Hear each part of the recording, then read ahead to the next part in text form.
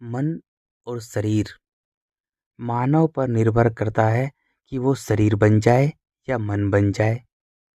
अगर मानव शरीर बन जाता है और अपने मन को मार देता है तो वो कण कण में बिखरा हुआ मिट्टी का अंधा कीड़ा बन जाता है।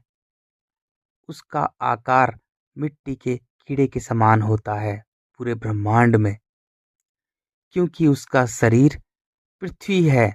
मिट्टी जल अग्नि वायु और पृथ्वी झूठी है। पृथ्वी का अंत है। शरीर भी झूठा है, शरीर का भी अंत है।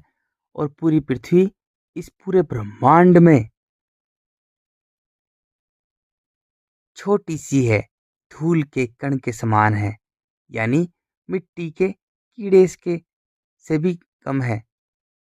इस कारण मानव का शरीर छोटा सा है, मानव भी छोटा सा बन जाता है।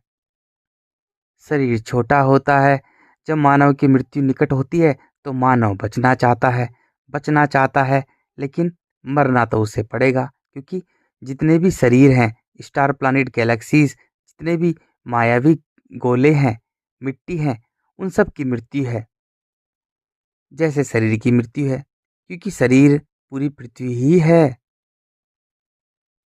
पूरी पृथ्वी झूठी है, सारे स्टार प्लैनेट गैलेक्सीज झूठे हैं, शरीर झूठा है। इसलिए मानव शरीर बन जाता है, दुखी रहता है, अपने मन को मार देता है।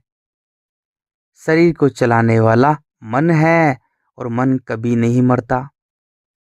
जब मानव अपने मन को मिट्टी के कण कण में बिखेर देता है तो स्वयं को बांटता रहता है। वो शरीर बन जाता है, अपनी नजरों में गिर जाता है, अपने मन को मार देता है। अब उसे दूसरों की नजरों में महान बनना है। खुद की नज़रों में मरा हुआ, गिरा हुआ, जिंदा लाश अब दूसरों की नज़रों में अच्छा बनना चाहता है, महान बनना चाहता है।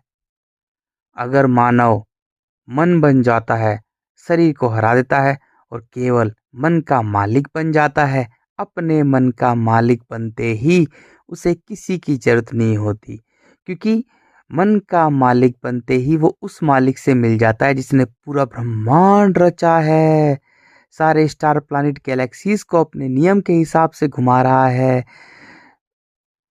मानव मन का मालिक बनते ही उसे किसी की जरूरत नहीं होती, क्योंकि मन का मालिक एक है।